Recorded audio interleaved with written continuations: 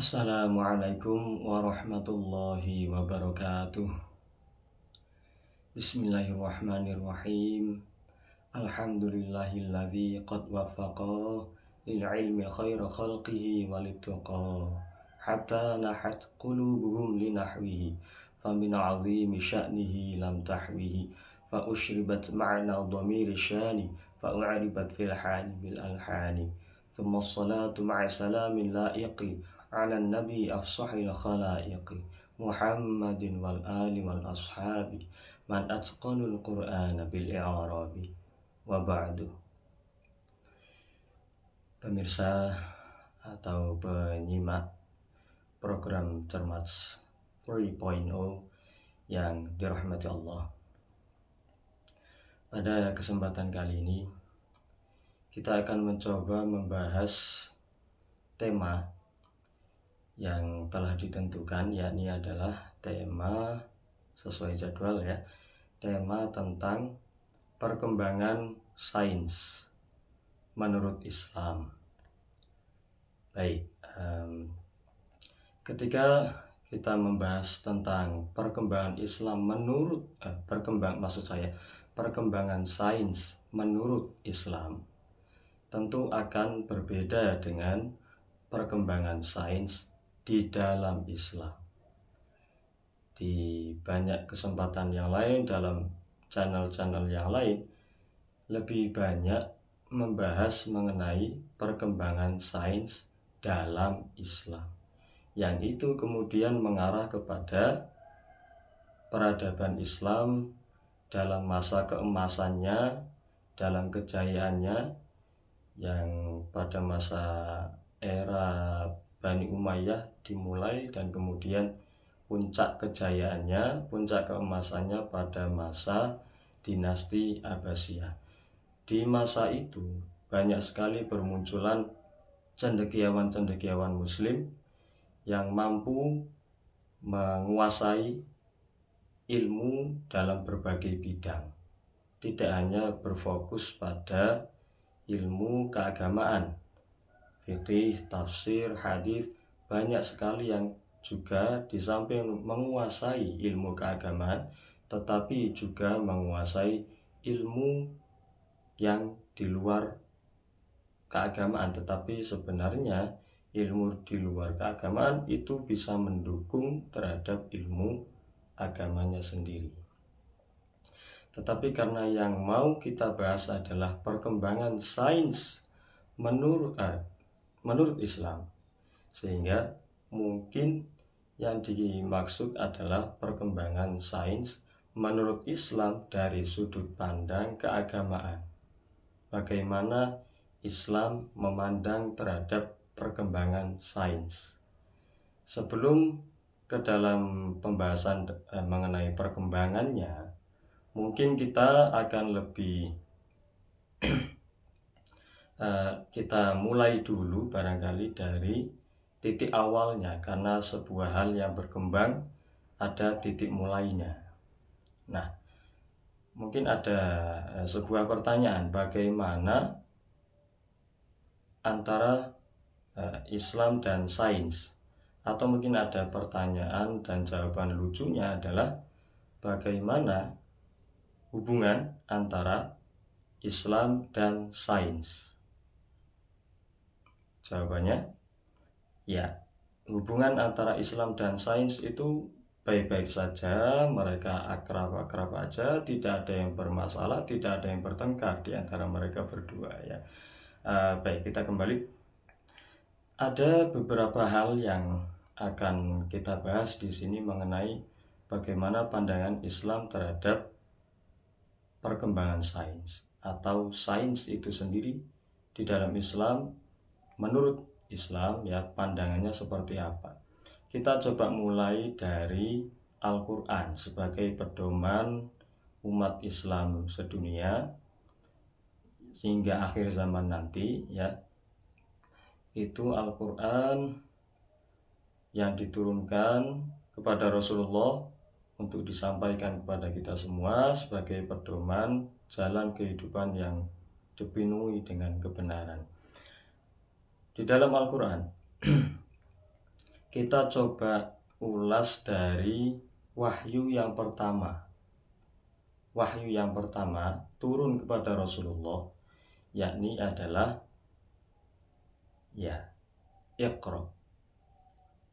Wahyu yang pertama yang turun kepada Rasulullah adalah Iqra. Umumnya ketika membahas mengenai Iqra, orang akan mengarahkan kepada literasi. Karena Iqra bermakna bacalah. Ya, namanya membaca, ya membaca buku, kitab, membaca bacaan yang syarat dengan pengetahuan yang bisa menambah wawasan, menambah keilmuan. Mungkin lebih banyak yang mengarahkan ke sana. Dalam perkembangan pembahasannya ada yang mengulas kepada membaca bukan hanya buku, bukan hanya kitab, tetapi juga membaca situasi. Ya, orang yang pandai itu termasuk yang bisa membaca situasi. Kemudian termasuk juga membaca fenomena alam. Karena bagaimanapun di alam terdapat banyak sekali tanda-tanda kebesaran Allah. Tetapi barangkali ketika hanya membahas Iqra saja, maka sebenarnya ayatnya belum selesai. Iqra saja maknanya bacalah, tetapi itu belum selesai. Iqra bismi rabbika. Bacalah, tapi perlu diingat membacanya dengan menyebut nama Allah, dengan mengingat kepada Allah. Ini sebenarnya yang juga perlu dibahas. Karena bukan hanya membaca dan menambah pengetahuan saja, tetapi juga diperlukan untuk selalu mengingat kepada Allah. Agar supaya orang tidak hanya menambah pengetahuan, tetapi barangkali melupakan hal yang sangat dipentingkan. Karena ada sebuah hadis yang menyebutkan bahwa man izdada ilman walam yazdad huda lam yazdad minallahi illa bu'da. Barang siapa man izdada ilman, barang siapa yang bertambah keilmuannya, sayangnya walam yazdad huda, tetapi tidak semakin bertambah pula petunjuknya, keyakinannya, keimanan dan ketakwaannya, lam yazdad minallahi illa bu'da. Maka kalau Kiai Haji Zainuddin MZ pernah membahas, maka seluruh pengetahuannya itu hanya akan menjauhkannya dari Allah. Sangat ironi sebenarnya ketika orang semakin bertambah ilmunya, semakin tinggi ilmunya, tetapi semakin jauh dari Allah. Karena apa? Karena ketika bertambah ilmunya, hanya ilmunya yang ditambah, keimanannya tidak dibarengkan untuk ditambah juga. Padahal yang diperlukan adalah untuk menambah keilmuan, dan di samping itu juga menambah keyakinannya sendiri. Jadi tidak hanya ilmu yang dipelajari, tapi juga mengingat Allah tidak pernah dilupakan nanti. Minimal ketika orang mendapatkan pengetahuan baru, seharusnya dia bersyukur. Karena kefahaman itu Allah yang memberikan. Karena pengetahuan itu Allah yang memberikan. Malaikat sendiri di dalam Al-Quran menyebutkan la ilma lana illa ma 'allamtana. Malaikat sendiri punya pernyataan seperti itu, bahwa tidak ada ilmu bagi kami, kami tidak punya ilmu apa-apa illa ma 'allamtana, kecuali ilmu yang engkau ajarkan, kecuali ilmu yang diajarkan oleh Allah. Dan Nabi Sulaiman juga diingatkan fafahamnaha Sulaiman. Nabi Sulaiman pun mendapatkan kefahaman, Allah yang memberikan. Jadi ketika seorang pelajar, siswa, siswi, santri, ketika kemudian mendapatkan ilmu baru, mendapatkan pengetahuan baru, sepatutnya minimal mengingat Allah dengan cara bersyukur. Diberikan kefahaman ilmu nahwunya misalnya, bersyukur, alhamdulillah.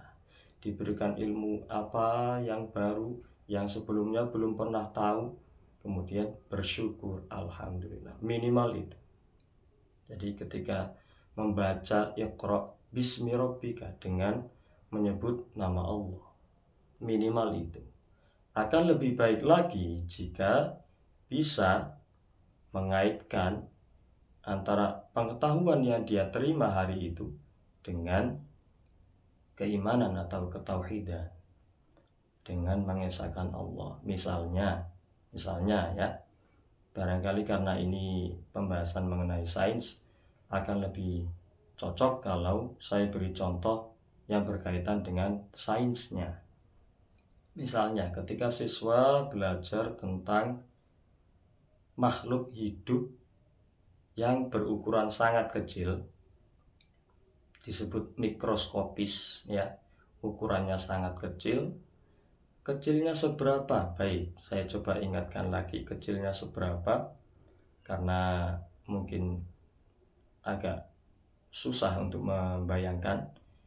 Jadi kalau kita tahu penggaris, penggaris ada yang berukuran 100 cm, yang paling panjang yang saya tahu dari kayu ya.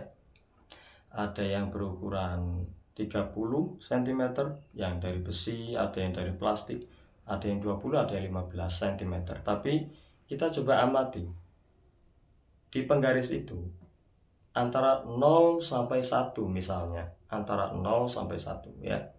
0 sampai 1. Di sini 0 kemudian sampai dengan angka 1 dalam satuan cm. 0 sampai 1. Itu kalau diperhatikan ada 10 garis. 0 sampai 1 itu 10 garis. 1 cm adalah 10 garis di dalam penggaris ya. Sementara yang kita tahu dalam konversi satuan, 1 cm adalah 10 mm ya. 1 cm 10 mm. Ini ada 1 cm 10 garis, ada 1 cm 10 mm. Bisa menangkap ini? Baik, artinya adalah setiap satu garisnya ini ukuran 1 mm. Karena 1 cm 10 garis, 1 cm 10 garis ya, 1 cm 10 garis, kemudian 1 cm 10 mm. Berarti tiap garisnya nilainya adalah 1 mm. Antar garis yang terdekat di penggaris itu ukuran 1 mm. Dan ukuran 1 mm itu kemudian dibagi lagi lebih kecil lagi sampai 1000 kali. Dibagi 1000. Satu sekecil itu 1 mm dibagi 1000. Itu nanti ukuran mikrometer. Dan ukuran makhluk-makhluk yang kecil seperti bakteri misalnya, itu ada yang 50 mikrometer. Walaupun 50, tapi mikrometer itu per 1000-nya dari milimeter tadi, sehingga sangat kecil sehingga hanya bisa dilihat dengan alat bantu berupa mikroskop. Nah, kalau ketika siswa itu mempelajari bahwa ada makhluk yang sekecil itu dan hidup, jangan hanya melihat makhluk itu sebagai makhluk seperti kita yang hidup di bumi juga, tapi coba dihubungkan dengan ada makhluk. Kita pikirkan ya, ada makhluk sekecil itu yang manusia belakangan ini baru tahu ketika sudah ada mikroskop. Makhluk itu mungkin sudah menghuni bumi dalam waktu yang hampir bersamaan dengan penghuni bumi lainnya. Hanya saja pengetahuan kita yang terbatas baru mengetahui setelah ada alat bantu mikroskop tersebut. sehingga itu menandakan keterbatasan pengetahuan manusia. Tapi di sisi lain, bahwa ada makhluk sekecil itu dan hidup, Allah menciptakan, Allah mampu menciptakan makhluk sekecil itu yang bahkan kita tidak bisa melihatnya dengan kasat mata, hanya dengan alat bantu saja bisanya. Makhluk sekecil itu dan hidup. Bukti hidupnya apa? Dia punya ciri-ciri kehidupan, bisa berkembang biak, reproduksi walaupun hanya dengan cara membelah diri, bisa makan. Mereka juga membutuhkan nutrisi seperti kita, hanya nutriennya lebih mikro ya, lebih kecil ukurannya. Kemudian bernafas dan lain sebagainya itu juga mereka lakukan sebagai satu sel hidup, juga menjalani segala skema kehidupan. Nah, bayangkan, kita melihatnya saja tidak bisa dengan mata telanjang, tanpa alat maksudnya. Sementara Allah menciptakannya begitu saja, dengan begitu mudahnya. Allah menciptakan makhluk sekecil itu dan memberinya kehidupan. Masya Allah. Dan juga Allah yang memberinya jatah rizki. Bukan hanya kita, semua dijamin oleh Allah rizkinya, termasuk makhluk sekecil itu. Ketika kemudian siswa mempelajari bahwa ada makhluk sekecil itu dan itu adalah ciptaan Allah, harapannya adalah bisa untuk menambah kekaguman, mungkin ketakjuban atas kemahakuasaan Allah, kemahabesaran Allah. Itu harapannya agar bisa terrealisasi dalam pikirannya, bukan hanya menambah pengetahuan untuk ditumpuk-tumpuk di otak dan memorinya, tapi tidak diiringi dengan menambah keyakinan. Maka khawatirnya seperti yang disebut dalam hadis tadi, bahwa menambah pengetahuan tapi menambah kejauhan dari Allah. Masya Allah, na'udzubillah. Nah, kita kembali ke ayat yang wahyu pertama tadi ya, bahwa Iqra bismi rabbika masih belum selesai. Iqra bismi rabbikal ladzi khalaq, bahwa bacalah dengan menyebut nama Tuhanmu, alladzi khalaq, yang menciptakan. Seandainya disebut bahwa bacalah dengan menyebut nama Tuhanmu yang Maha Esa, yang Maha Kuasa, yang Maha sempurna, yang Maha tinggi, mungkin juga bisa, tapi ada nilai lain ketika Allah menyebutkan dalam wahyu yang pertama yang diterima Rasulullah, alladzi khalaqal insana min 'alaq, Iqra bismi rabbikal ladzi khalaq, khalaqal insana min 'alaq. Bahwa di sana Allah dalam wahyu pertama yang diterima Rasulullah itu juga menyebut atau menyinggung mengenai salah satu fase perkembangan embrio di dalam rahim manusia.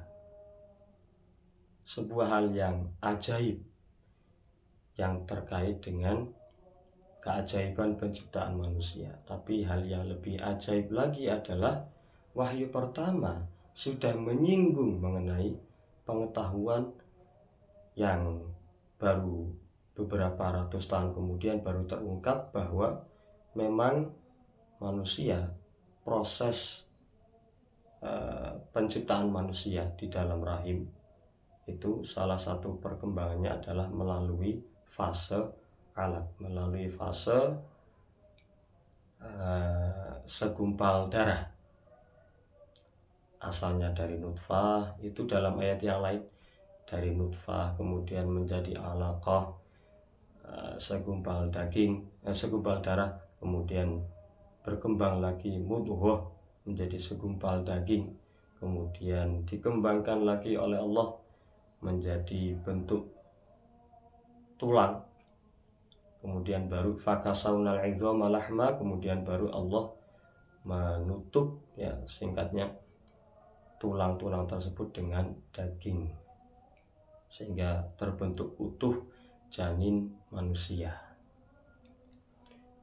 Ajaibnya adalah ketika wahyu pertama sudah menyinggung pengetahuan tentang alam. Wahyu pertama sudah menyinggung pengetahuan alam, sudah menyinggung keajaiban penciptaan manusia, sehingga bahwa Al-Quran mendukung terhadap sains itu sudah tampak sejak wahyu pertama. Islam dengan sains itu sangat dekat hubungannya. Apakah ada hubungan keluarga? Ini yang saya kurang paham ya. Tapi intinya adalah Islam dengan sains itu sangat dekat. Di dalam Al-Quran sendiri yang adalah pedoman bagi semua umat muslim, isinya bukan hanya akidah,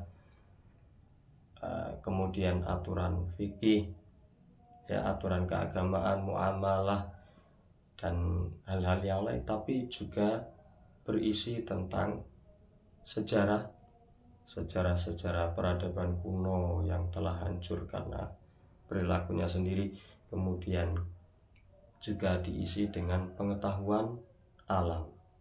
Jadi sains ada di dalam Al-Quran, dasar-dasar sains ada di dalam Al-Quran. Bagaimana Islam tidak mendukung dengan sains itu sendiri?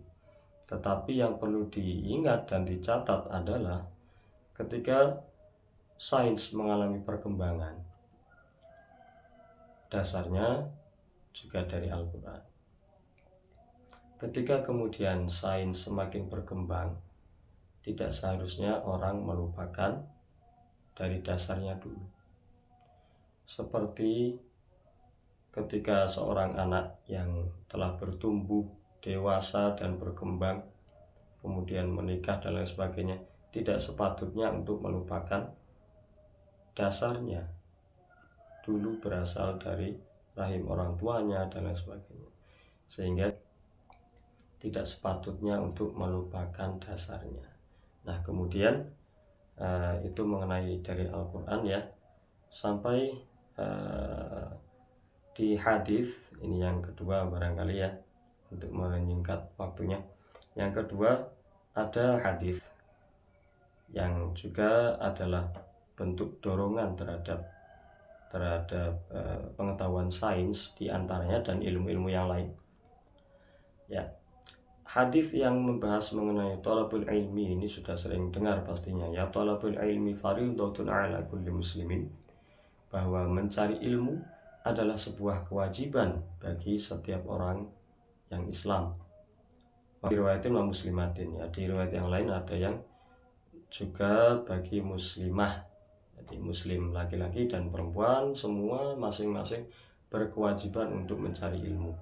Ini hal yang luar biasa bahwa Islam menandakan bahwa Islam itu sangat mendukung bagi umatnya untuk menjadi orang yang berpengetahuan. Kenapa? Karena mencari ilmu, menuntut ilmu dijadikan sebagai hal yang wajib bagi seluruhnya. Untuk yang punya kapabilitas ya tentunya. Kalau yang orang yang punya kelainan dan lain sebagainya, alhamdulillah, itu mungkin tidak punya tanggungan karena tidak ada taklif untuk mereka. Tapi untuk yang normal, yang baik-baik saja semua berkewajiban untuk menuntut ilmu. Baik, nah ilmu apa? Ini bisa banyak ilmu yang perlu dan mungkin wajib untuk dipelajari. Ya. Ada ilmu fikih tentunya karena itu berkaitan langsung dengan proses ibadah kepada Allah ya. Dan ilmu tafsir, ilmu keagamaan. Tapi kalau dibahas ilmu keagamaan mungkin sudah kelihatan wajibnya ya. Tapi ilmu yang di luar itu yang kemungkinan juga bernilai kewajiban, fardu kifayah, tidak dibahas. Lebih seringnya begitu ya. Kita coba lihat dari kitab Mau'izatul Mukminin, yang mana Mau'izatul Mukminin itu adalah bentuk ikhtisar. Konon Mau'izatul Mukminin itu adalah bentuk ikhtisar atau ringkasan, bentuk sederhana dari kitab Ihya Ulumuddin. Kitab Ihya Ulumuddin adalah karya fenomenal milik Syekh Al-Imam Al-Ghazali ya. Syekh Imam Al-Ghazali, termasuk karya di antara banyak sekali karya beliau ada nama kitab Ihya Ulumuddin. Nah, di Mau'izatul Mukminin ketika membahas hadis ini, ilmu yang wajib dicari wa minhu di antaranya ada banyak sebenarnya poinnya, tapi yang saya fokuskan di sains sesuai tema kita ya.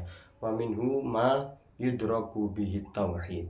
Di antara ilmu yang patut atau mungkin bisa wajib untuk dicari adalah ilmu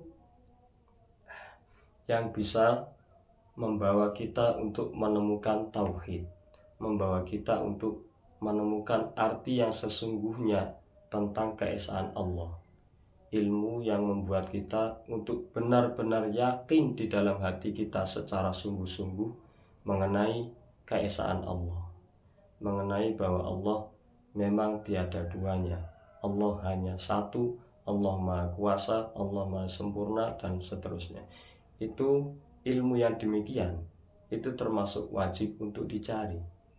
Barangkali ketika kita di kalangan pesantren ya, itu ketika mempelajari ilmu tauhid, funnya, bidang studinya disebut tauhid, itu juga mempelajari pengenalan tentang Allah Ta'ala melalui sifat-sifatnya. Ada sifat wajib bagi Allah, ada sifat muhal yang tidak mungkin dimiliki oleh Allah, ada sifat jaiz bagi Allah. Total ada 41. Ketika misalnya saya ambil salah satu ya, misalnya sifat wujud, sifat wajib bagi Allah, salah satunya adalah sifat wujud. Sifat wajib ini artinya sifat yang pasti dimiliki oleh Allah, bukan yang wajib dimiliki oleh Allah, bukan. Tidak ada yang bisa mewajibkan Allah, tidak ada yang bisa memaksa Allah, tidak ada. Ini sifat yang pasti dimiliki oleh Allah. Wajib itu artinya pasti dimiliki oleh Allah, yang tidak mungkin kalau nggak punya. Sifat wujud, sifat bahwa Allah itu ada. Nah, di sana ketika membahas sifat wujud, dalil aklinya, dalil yang bisa dipikir secara rasionalnya adalah bukti bahwa Allah ada adalah wujudnya makhluk ini, wujudnya seluruh alam semesta ini. Kan begitu biasanya, bahwa dalil atau bukti bahwa Allah itu wujud adalah wujudnya adanya alam semesta ini. Biasanya begitu. Tetapi pembahasannya mungkin akan lebih rinci lagi, akan lebih sempurna lagi dengan adanya dukungan dari ilmu alamnya, ilmu sains. Ketika Al-Quran sendiri banyak sekali ayat-ayat yang menginisiasi manusia untuk berpikir tentang tanda kemahabesaran Allah. Banyak sekali. Misalnya dalam di kitab ini ya, Mausu'ah Al-I'jazil Ilmi, kitab ensiklopedia keajaiban ilmiah. Ada banyak sekali ayat yang mungkin dikutip di sini. Misalnya seperti ini salah satunya ya. Di surat Ar-Rahman misalnya, marajal bahraini yaltaqiyan misalnya ya. Yang mana membahas mengenai dua laut. Laut ini karena jumlah airnya sangat banyak disebut laut, karena volume airnya yang tidak sama dengan sungai kan ya. Itu dua lautan bertemu, tapi bainahuma barzakhul la yabghiyan. Tapi di antara kedua lautan ini ada penghalang yang tidak bisa ditembus. Ada penghalang yang tidak bisa ditembus. Ada dua lautan ini apa? Lautan ini yang dimaksud ada di ayat yang lain, surat Al-Furqan misalnya ayat 53. Huwallazi marajal bahraini hadza 'adbun furatu wa hadza milhun ujaj. Yang dua lautan ini adalah yang satu hadza 'adbun furatun, yang satu bersifat tawar, rasanya tawar, tidak asin. Tapi sementara yang satu lagi wa hadza milhun ujaj, sementara yang satu lagi rasanya asin. Dua lautan saling bertemu tetapi tidak menyatu.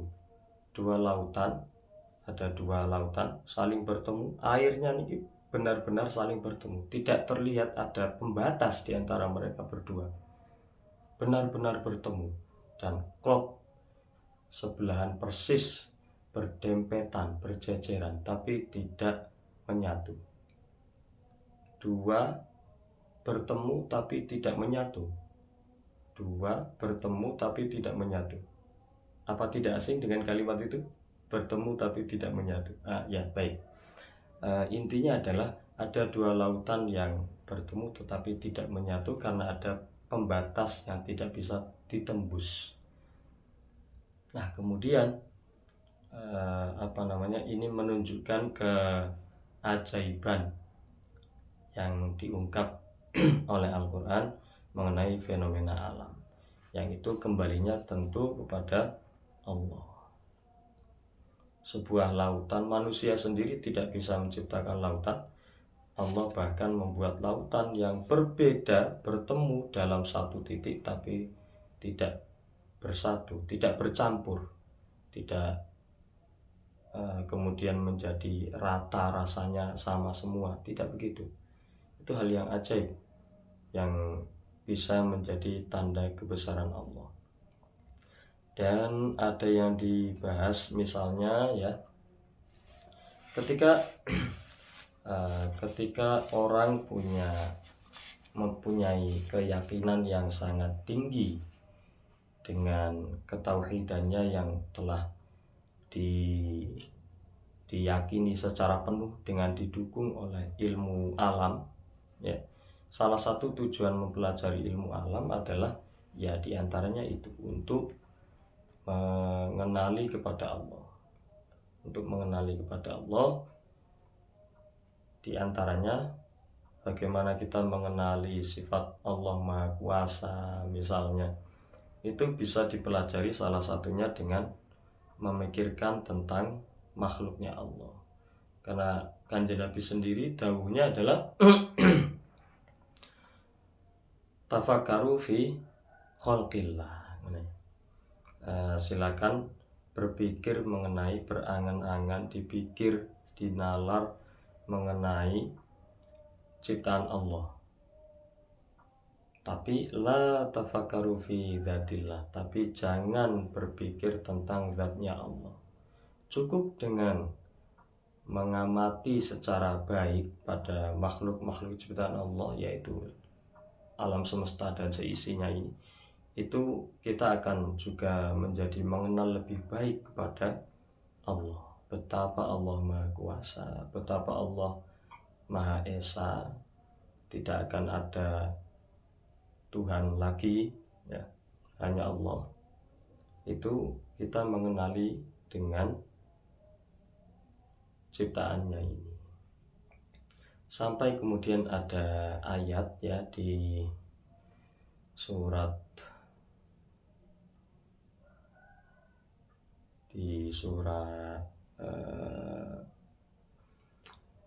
ini Ali Imran ya, sebelum An-Nisa ya. Itu ada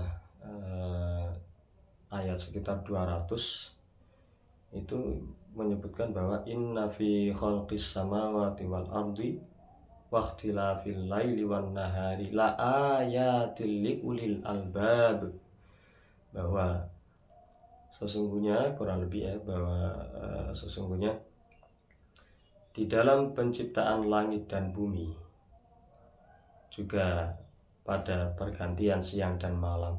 Itu sungguh terdapat tanda-tanda kebesaran Allah bagi liulil albab, bagi orang-orang yang memiliki akal yang sempurna.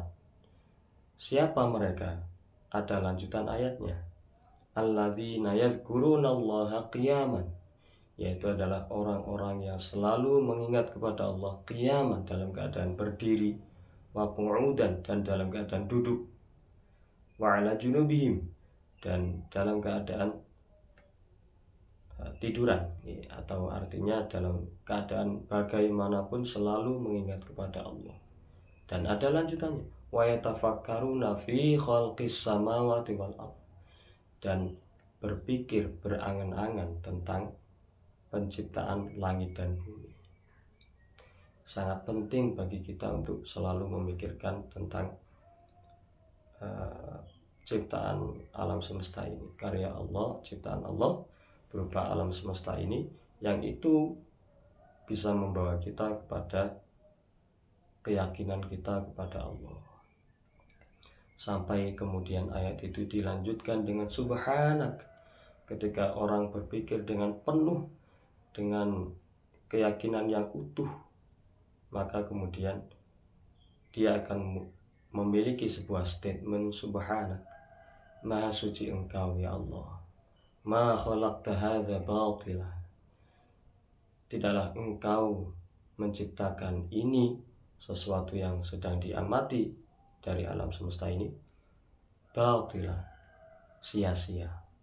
Sungguh Allah tidak menciptakan segala sesuatu yang ada di alam ini tanpa ada maknanya, tanpa ada gunanya, minimal untuk bisa menambah keyakinan kita.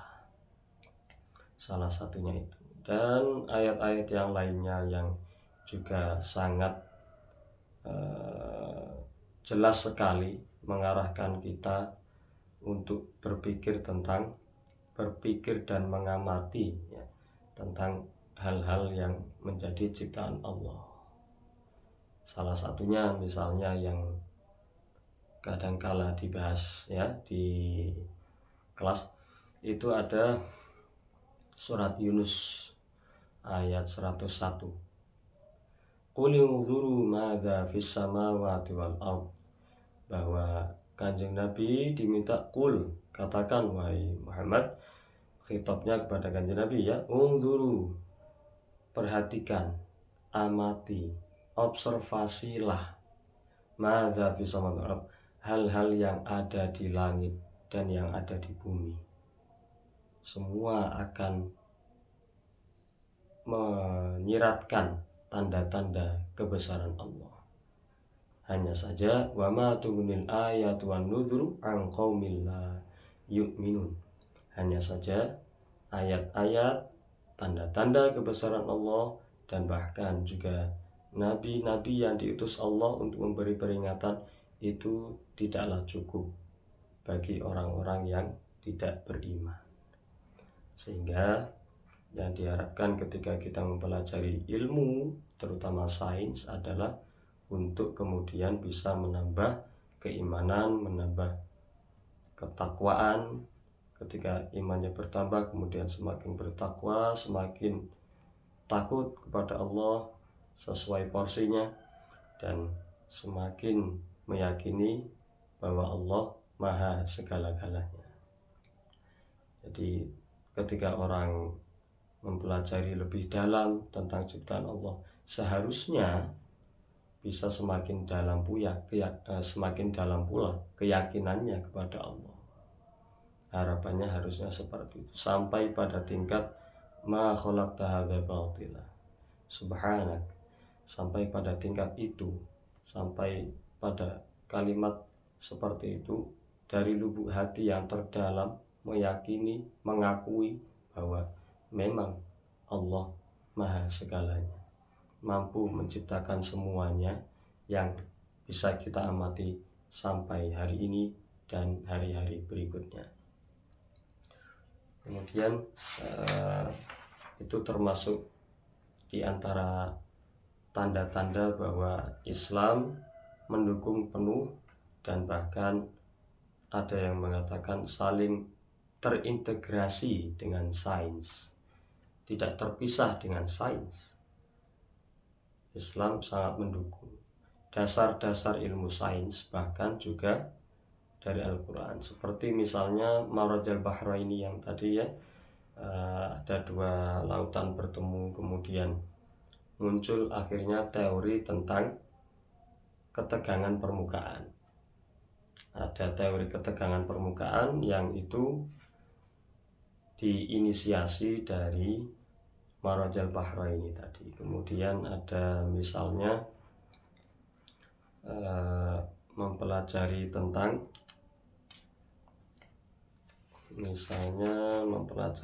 astronomi ya. Di Al-Quran juga menyebut tentang hal-hal yang ada di langit, misalnya sakhara syamsa wal qamar kullu yajri li ajalin musamma, itu ya, benda-benda yang ada di langit.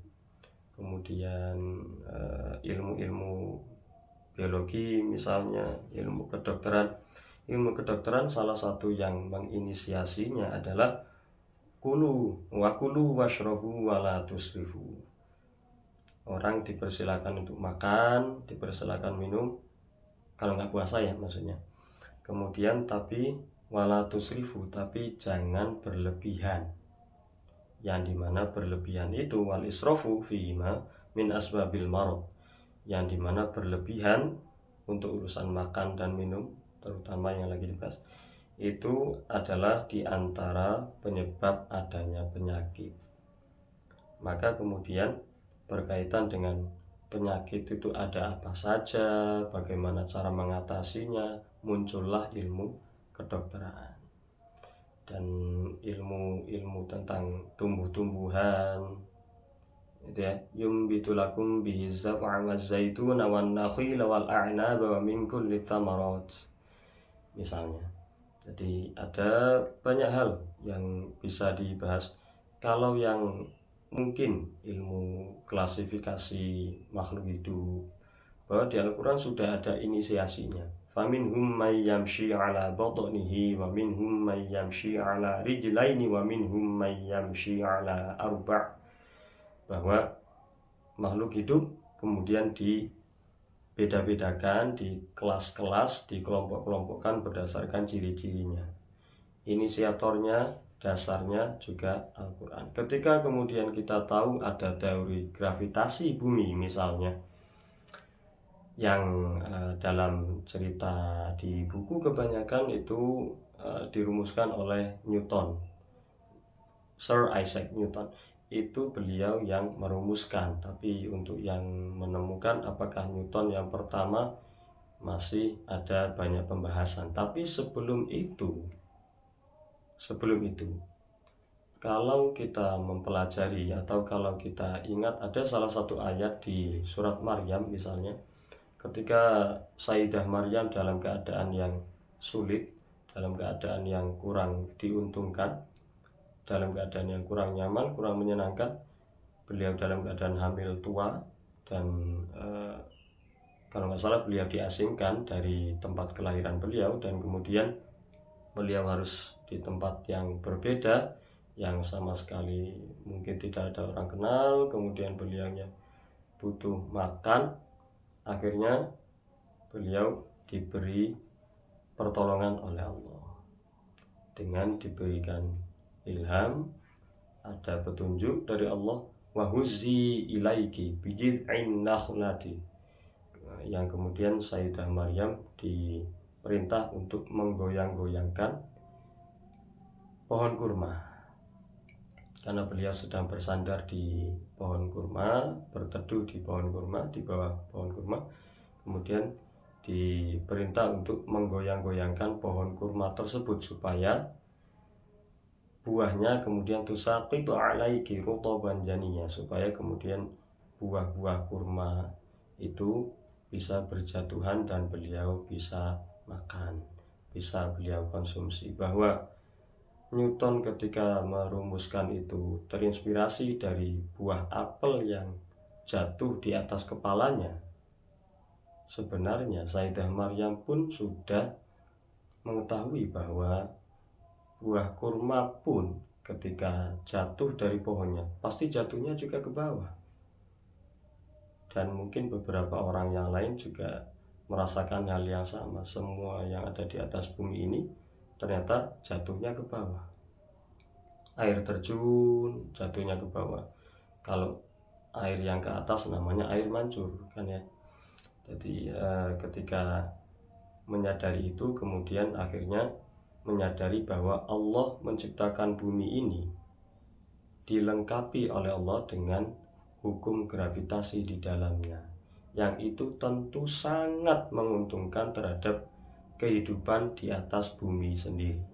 Kehidupan di permukaan bumi ini dengan adanya gravitasi akan sangat diuntungkan, sehingga ketika orang yang bepergian ke luar angkasa kemudian harus berlatih terlebih dahulu untuk menyesuaikan diri, mengatasi bagaimana supaya bisa terbiasa atau supaya bisa mengatasi situasi saat tidak ada gravitasi. Dan hukum-hukum alam yang lain yang menunjukkan bahwa alam ini begitu sangat teratur, begitu sangat sistematis, sangat terukur, bahwa Allah juga berfirman dalam Al-Quran bahwa inna kulla syai'in khalaqnahu biqadar, bahwa Allah menciptakan segala sesuatu dengan ada takarannya. Misalkan seperti bumi dengan ukuran jari-jari tertentu, dengan rotasi yang dilakukan oleh bumi itu sendiri, rotasi yang dilakukan bumi dalam waktu 23 jam 59 menit dan seterusnya. Kemudian bumi yang melakukan revolusi terhadap matahari dan semua hal-hal yang sangat teratur ini. Dan bumi dalam bentuk yang bulat, tidak kotak misalnya. Ini untuk yang berpendapat bahwa bumi itu bundar ya, bumi itu bulat, karena masih menjadi perdebatan barangkali. Tapi intinya adalah segala keteraturan ini jelas sekali bahwa ada yang mengatur. Semua hal yang teratur itu pasti ada yang mengatur.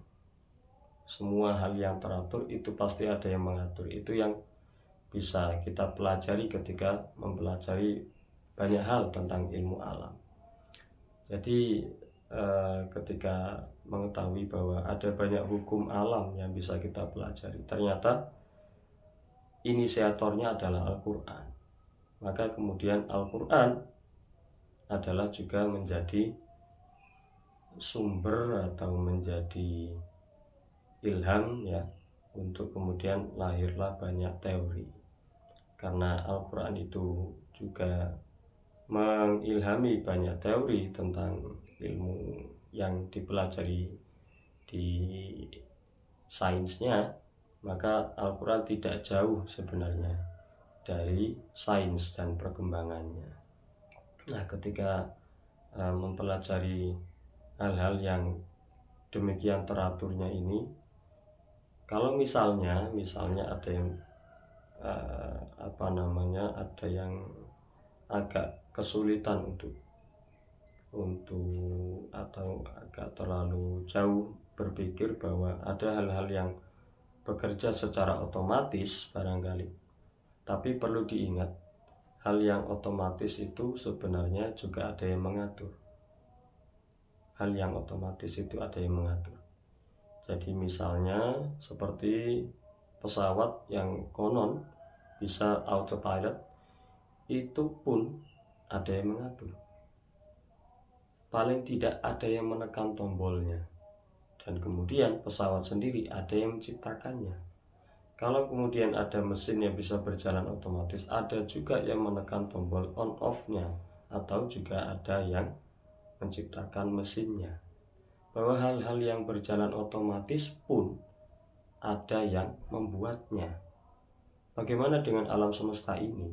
Ketika kita mempelajari sains, maka sepatutnya dalam perkembangan sains itu tidak jauh-jauh dari mengingat Allah. Karena yadhkurunallaha qiyaman wa qu'udan, tapi juga wa yatafakkaruna. Jadi ketika orang yang selalu mengingat Allah kemudian disertai dengan berangan-angan tentang ciptaan Allah, yang mana berangan-angannya itu bisa dibantu dengan ilmu alam ini, ilmu tentang alam, maka kemudian hal yang menjadi sinkronitas, ya, hal yang saling terintegrasi ini akan bekerja dengan baik.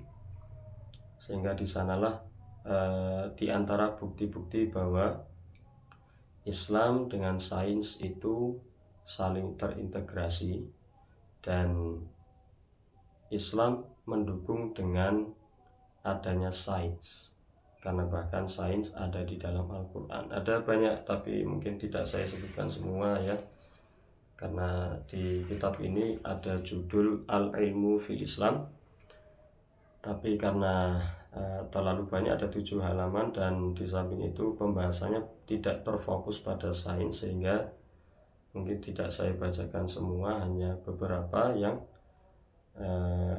mungkin bisa dibahas. Barangkali itu yang diantaranya yang bisa diulas untuk kali ini, bahwa Al-Quran mengandung banyak sekali ilmu pengetahuan. Kemudian sains itu juga sangat bermanfaat. Pada kenyataannya memang sangat banyak manfaatnya bagi umat Islam, dan umat non-muslim juga merasakan faedahnya juga ya. Maka seluruh ilmu yang bermanfaat untuk umat, tidak ada yang sesat, kecuali ilmu yang memang menyesatkan, kecuali ilmu yang dilarang untuk dipelajari, seperti ilmu sihir misalnya. Tapi untuk ilmu yang bermanfaat, ilmu sains termasuk yang bermanfaat, maka Islam selalu hadir dan menyertai dalam setiap perkembangannya. Setiap perkembangan sains sebenarnya tidak jauh-jauh dari Al-Quran, karena Al-Quran adalah inisiatornya. Sehingga itu yang bisa disampaikan. Hadis Nabi yang tadi juga salah satu yang ketika dibahas dalam kitab Mau'izatul Mu'minin tadi ya, juga adalah membuktikan atau menunjukkan bahwa hadis dan Al-Quran atau Islam secara keseluruhan itu sangat mendukung dengan perkembangan sains. Hanya saja yang perlu diingat bahwa dalam perkembangannya tidak sampai pada melupakan inti dari pembelajaran sains itu sendiri. Inti dari pembelajaran sains sebenarnya adalah tauhid, mengesahkan Allah.